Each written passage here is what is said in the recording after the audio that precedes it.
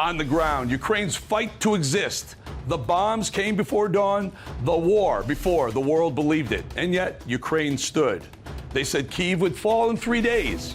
They said Russia couldn't be stopped.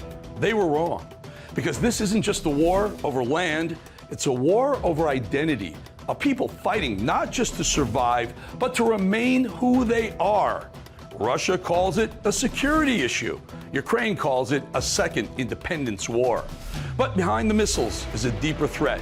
Erased cultures, stolen homes, rewritten history, and for some, centuries of it. We've heard from the fighters who've lost everything. We've seen the scars of occupation. We've listened to what's worth dying for and why surrender is simply not an option. This is about borders, yes, but it's also about betrayal, about pride, about memory, and the right to exist. This is On the Ground. This is Ukraine's fight to exist.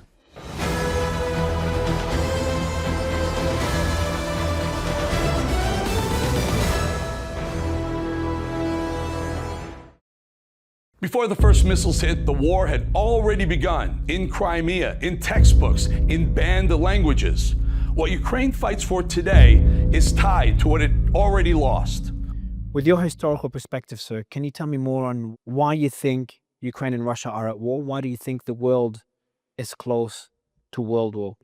Russia has always been an imperialistic country, beginning with the period of Ivan, Tsar Ivan. Some periods were shorter, some periods it has become more imperialistic, but during Putin's cadency, I would say imperialism has taken really harsh, I would say even fascist forms. Such really rude invasion onto strangers, somebody's land, has never taken place for a long time. I can even remember, for instance, 1956, when they invaded into Hungary. Then to Czechoslovakia and Afghanistan. But in the country which seems to be supporting really normal relations with Russia, we had even a deal of friendship and neighborhood of the Russia, and suddenly something like this happens, such aggressiveness. It was unexpected, however, for Ukrainians and altogether for all of the people at the post-Soviet area. We are really familiar with the policy of Russia. Last year, in September, we opened the monument to the victims of the genocide of Crimean Tatar people here in Kyiv city. And there is a monument there with 3 dates, which had the most disastrous consequences for the Crimean Tatar people. First of all, the occupation of Crimea of 1873 during Catherine II the Great. Then the policy of Russia was to take away, to drive away the people, the Crimean Tatar people, and to bring only Russians there.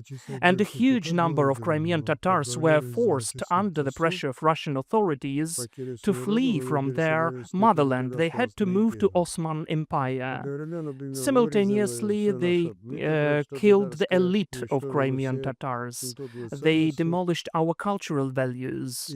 And when the Bolshevist revolution happened in 1917, our people, Crimean Tatars, have already become national minority. However, before the occupation, we were more than 95% of population. Secondly, after this World War II, in 1944, there was the total, up to the single person, deportation of Crimean Tatars from their motherland. And then, as a result of really harsh conditions of deportation, especially in the places of deportations like Middle Asia and Ural, we lost approximately 46% of our people. That was real genocide. But occupation wasn't the end goal. The goal was erasure. When people fled, Russia moved in, not just to take land, but to rewrite history and what it meant to live there. Culture, language, memory, all under siege.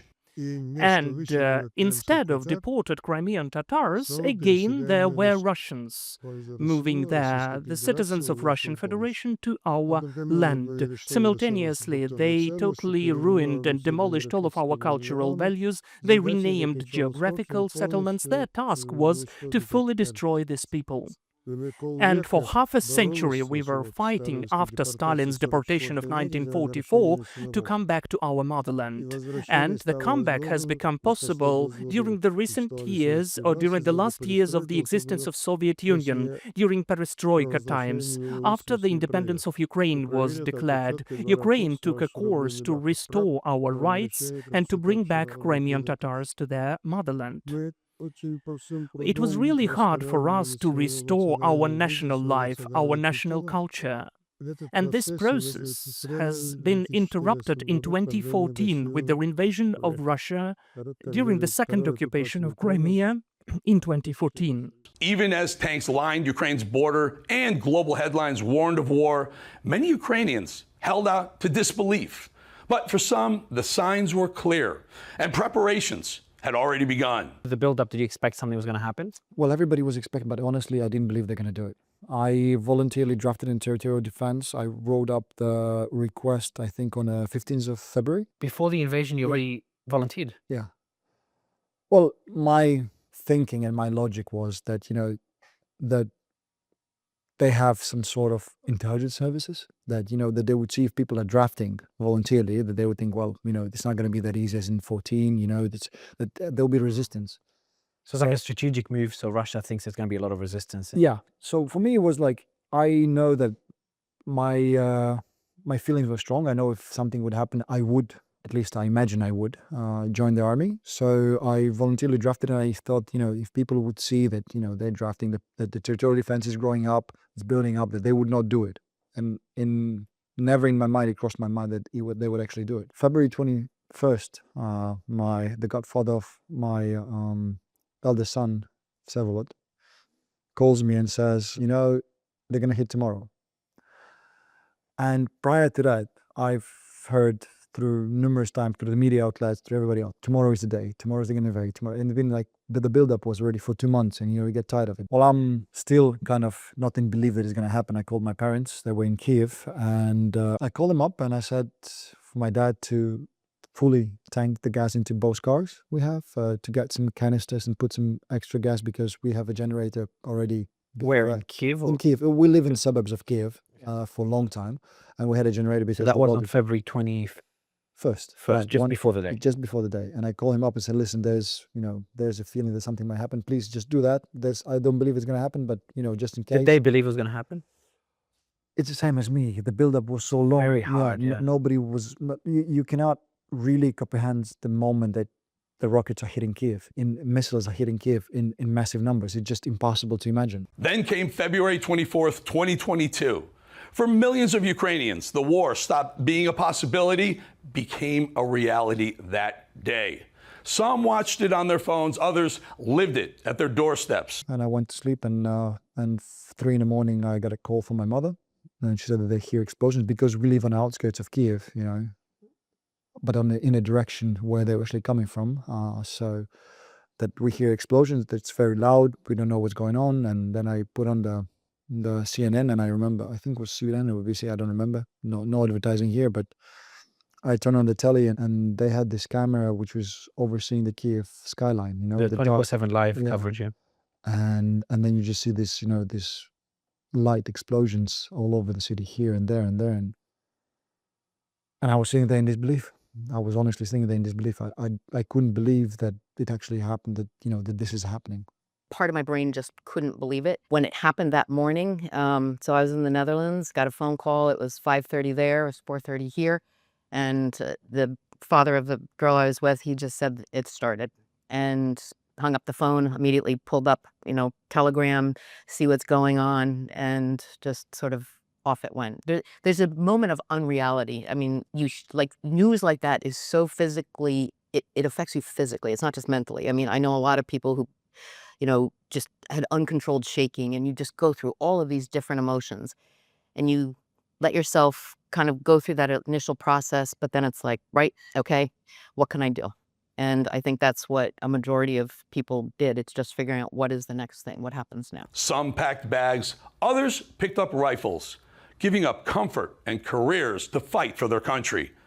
They traded certainty for sacrifice, safety for a chance to defend something greater than themselves, their people, their land, their right to exist. And what was your next step? When did you decide you're going to go to Ukraine?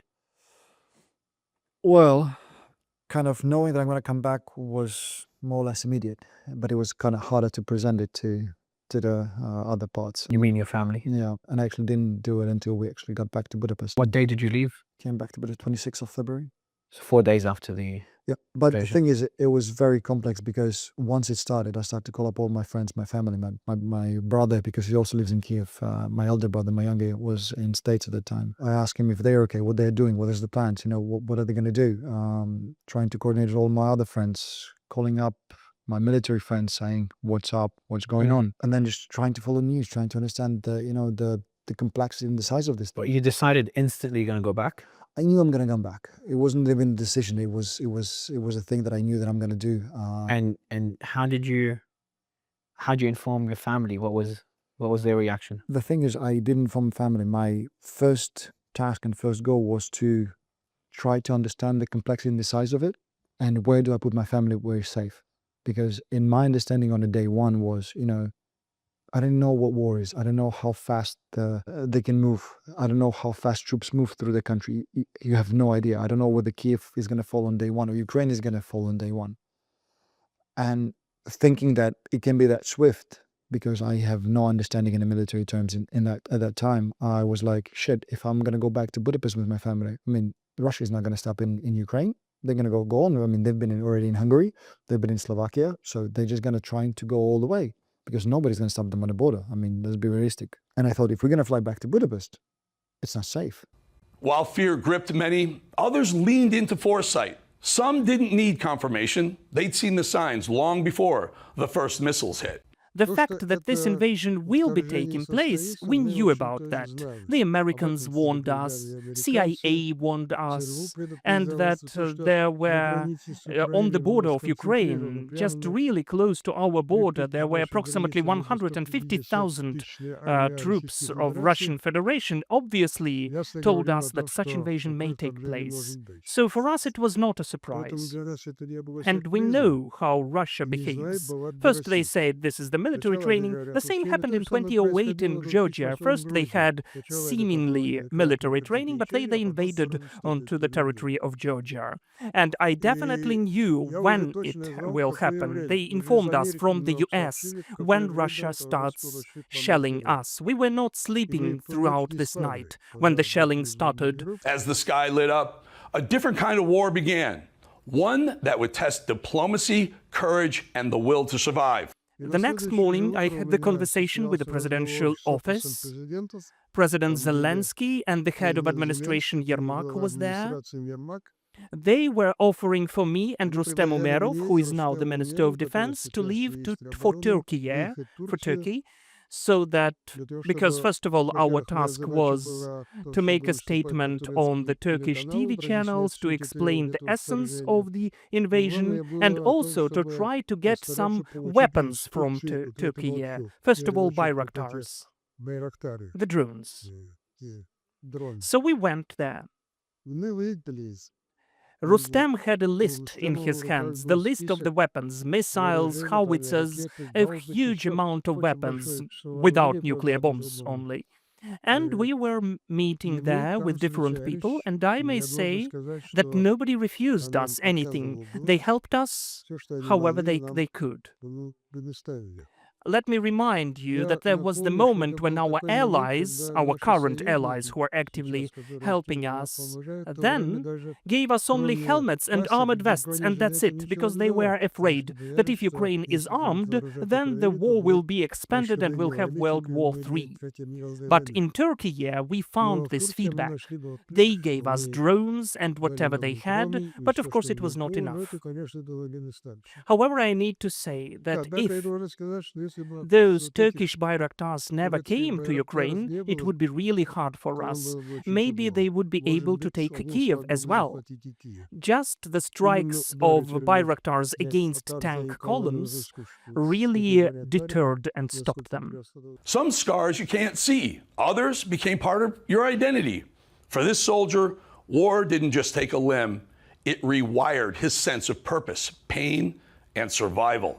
Your injuries, your experience there, I think that was the first critical event in your life, is where you injured lost your arm and your eye. Can you tell me about that day? Sure, of course. A hand grenade exploded in my arm, exactly. When I was placed On which front?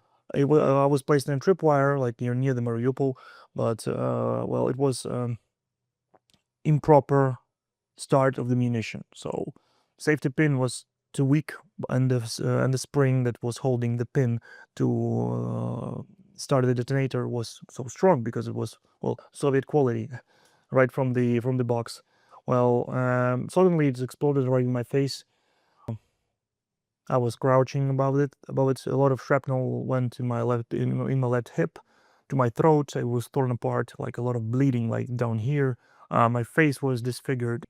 First thing that I understood, when there was explosion, there was a cloud of black smoke after the TNT explosion. First thing that I managed to do afterwards, well, I felt pain, I felt concussion, everything is like that. Thank God I was like in the earmuffs and the pelters, yeah, so my hearing is not damaged so well, so strong like back in the day. First thing that I thought, I examined my left arm, there was nothing here. I examined my right arm, well, it was still here. I touched my right eye because it was itching and, well, stinging so much, so painful, very painful stinging. And, well, I understood that my right eye is gone and my left arm is gone. And the second thought that I had was just like, wow, it's basically like a solid, like a venom snake from the Metal Gear Solid 5. And third thought was, wow, my friend like Anton, he will be crazy about that because like he really loves that. So these are the thoughts you had when. Yeah, exactly. So you were still in shock. It was like 0.3 seconds like of time for this well thinking process. After that, I started to yell, yeah, to scream because like Did you have your colleagues by your side? they were like a couple of thousands of meters away. They weren't safe, but I started to scream. You had to examine how my airways work. Yeah, it's a medical drill. If you can scream, you can breathe. If you can breathe, you're alive. If you're alive, you're good. I yelled a couple of times. After the third time, like I was just like, ah! I understood there's something wrong with my throat, but I started to crawl to the guys. Guys ran to me. Then I discovered that my left hip is burning. I started to like drop the fire. And then I started to like in this shock condition started to give the commands to the guys like, dudes, like go by the protocol, yeah, like treat me like that, like Survival instinct. Did the pain kick in yet? no. So No. still in shock. The only thing that I felt during this like time, well, first 2 hours after the injury, like I felt pity. It was I was very upset. Yeah, I've been talking about that constantly, but I knew that my next steps. Yeah, I knew that I will go to exactly the hospital that I went into in the Dnipro. I knew that how my recovery process will work. I knew how I will obtain like new abilities and new like prosthetics and all this stuff because I'm a nerd and I'm packed with the knowledge about the technology, about some future stuff. Like So you started thinking about it's like all this when yeah, you were still in the exactly. first couple of hours after losing your arm, your eye, your throat is. Well, I made a couple of selfies in the medevac car, so I will show them to you. That's crazy. Okay, so what happened after? You went through the recovery process. How did you cope with it mentally? Well, Such injuries are pretty. Like, do you get feelings now in your arm? of course, phantom pain, Phantom pain is feelings, still getting yeah, out. it's still there. Ukraine is still standing, scarred but unbroken.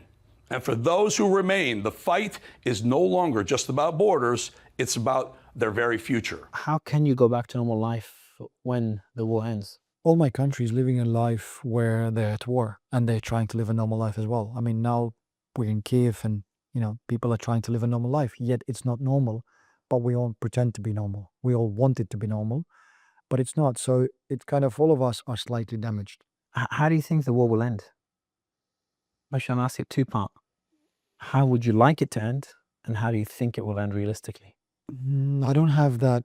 I mean, I would love to have all the information to answer that question correctly. I can only say what I would want it to end. I would want it to end with Ukraine going back to the borders and Russia is being dismantled. Do you think that's even possible? There's nothing impossible in this world. I thought it's impossible for Russia to attack Ukraine, as you said, at a brotherhood country. So I would say nothing is impossible in this life. Would you be willing to... Do you think Ukraine should accept a peace deal that gives up some territory? Not my decision to make. But if it was? I would be the person who would be hated one way or the other. Because you cannot make a decision based on what... If you continue to fight, more people will die. If you stop fighting, you forget about all those who laid their life and lost their life, and the families of those who lost their life for this fight in order to Ukraine to stand. So it's a tricky question which I'm not able to answer because, and I'm very lucky I don't have to answer. I mean, in terms of, I have my wishes, which are, of course, dismantling Russia. How it's going to look, whether it's going to be Ukrainians short of peace and then Russia is going to dissolve it, dismantle, I don't care how it's going to happen. But as long as Russia exists, they will be trying to kill Ukraine and kill Ukrainians. So you can call it a truce now, you can call it a peace, but we will be, or at least I will be, getting ready for the next fight, which will come. Because it will come. Because they don't care. It's not about, how they call it, that we have Nazism here or fascist or etc. It's just them wanting to destroy us. But for many, the war isn't just about borders or victory, it's about survival. And for the Crimean Tatars, it's a fight to preserve their home, their history, and their future. What do you think would happen in the short term and long term if Crimea remains within Russian control? I know what will happen with the Crimean Tatar people, with the indigenous people of Crimea. As of today, Crimea, after 2014, more than 30,000 Crimean Tatars left. But when they had forced mobilization in 2022, 10,000 more left. Because the people were sent to the war with their own compatriots, with their own country. This is just really illegal, which contradicts the Hague Convention of 1949. These are the crimes which Russia commits. What will happen then? For Russia, this isn't just an occupation, it's domination through deportations, conscription, and cultural erasure. The part which is still left, well, still the Crimean Tatars will gradually leave their motherland again. The Crimea, as they'd like it to be, after the occupation of 2014, according to our estimates, they brought approximately up to 1,200,000 Russians to Crimea. I don't know the exact figure, so I would say that approximately 1 million of citizens of Russian Federation are brought to Crimea. This is absurd. The country, which has the square of 17 million square kilometers, where the villages are empty, where people are leaving the villages, suddenly they have such a huge invasion, 1 million of people coming to Crimea. I cannot explain any other way than being the part of empire, to expand their territory. This is the only wish, to make an empire. There cannot be any clever explanations to that. This is the empire intention of the country. But the rest of the Crimean Tatars will be under forced Russification.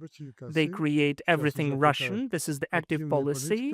So people will lose their national identity. The erasure of identity doesn't always happen with weapons. Sometimes it happens with a pen and the wrong people holding it. Are you worried that President Trump could negotiate with President Putin without President Zelensky on the table? It's worthless. They will lie again and they will trick you. But the thing is that want we this or not, yeah, believe it or not, well, negotiations, well, somehow, eventually will happen. The Ukrainians have very definitively for the last 3 years said they are going to have a voice, that they are not just going to be swept back up by Russia. I don't see a single Ukrainian who, that, oh, we should have given up back in the beginning and just let this whole thing be done with. So I think that the Ukrainians have made a very important point that they really do believe, despite what everybody around them is saying, that they want to say in their future. And, I think that this became crystal clear after Maidan and the Revolution of Dignity. That was one of the most extraordinary outpourings of people just from across the country, and that was not the first time it happened. It happened in 2004, with the Orange Revolution. So the Ukrainians have a very distinguished history of fiercely and unitedly standing up for themselves and for each other when something is going on that is sort of threatening what they see as their future. And there's not a Ukrainian that you can talk to in Kyiv or anywhere that does not see their future aligned democratically with the West, with Western values, with the all of the things that we very much take for granted. Ukrainians see that as critical for their future. What do you think would be on that negotiating table, and what do you think the terms would be at the end of the day? I don't know. I'll tell you the truth. I don't think that they're set in stone at this point. If you've noticed in the last couple of days, President Trump has started talking about mineral rights in Ukraine. So now there's some extraordinary things. So here's the thing for you.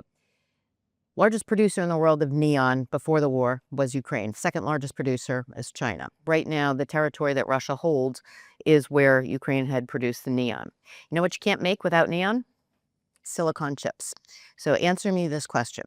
If China is now the lead producer of silicon or of neon in the world, if Russia is able to take what was Ukraine's neon production, you now have, in theory, two enemy countries that essentially control more than 90% of the neon production in the world. If you cannot make chips without neon, how much of a position, where does that lay on the table with this?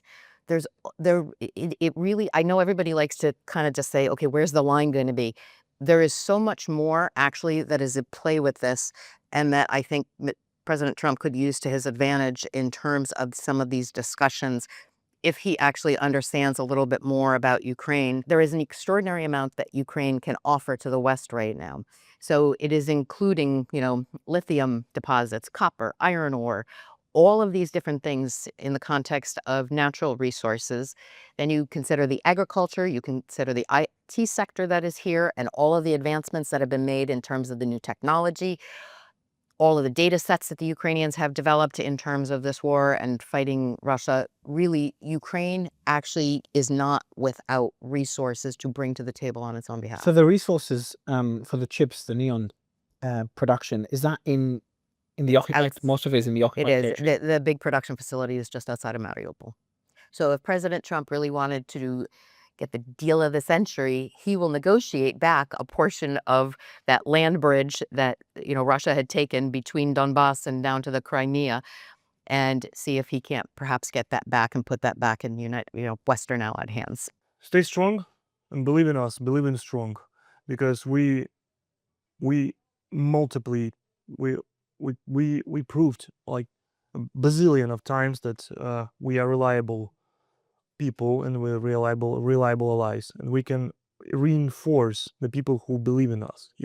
Because right now we have a very bad situation about perspective of Ukraine, perception of Ukraine based on the Ukrainian elites who are going abroad, and most of them, or just people who are going abroad, but most of them are just Ukrainian political elites, and they're doing this 3 years straight. There's the same faces, because regular men, they're prohibited to leave the Ukraine. Military guys just like me, we mostly live in Ukraine for some meetings, charity, rehabilitation, fundraising. Well, we're busy and we're not politicians. We should not do their work. We're doing our work, and we're doing our work great. Because people like me, we're staying in military. We're staying in line on the front line. We're staying on duty because our duty values more. That's our valor, courage, honor. That's what we're fighting for our brothers, for people who cannot defend themselves. And it's not just the words, it's basically things that we believe in, because most of the military were cynical people, but this warm part in the heart still stays all the time. This war didn't start in 2022. It started long before, in Crimea in 1944, in 1783, a pattern of occupation, of forced silence, of vanished names on maps. Now, Ukraine is breaking that pattern. The cost? Cities turned to ash. Limbs lost, lives shattered, futures put on hold. But the message is clear. We are still here. We're not going anywhere. And we will not be erased. This isn't just about Putin or NATO or tanks. It's about who owns the story and who gets to stay in it. This was On the Ground. This was Ukraine's fight to exist.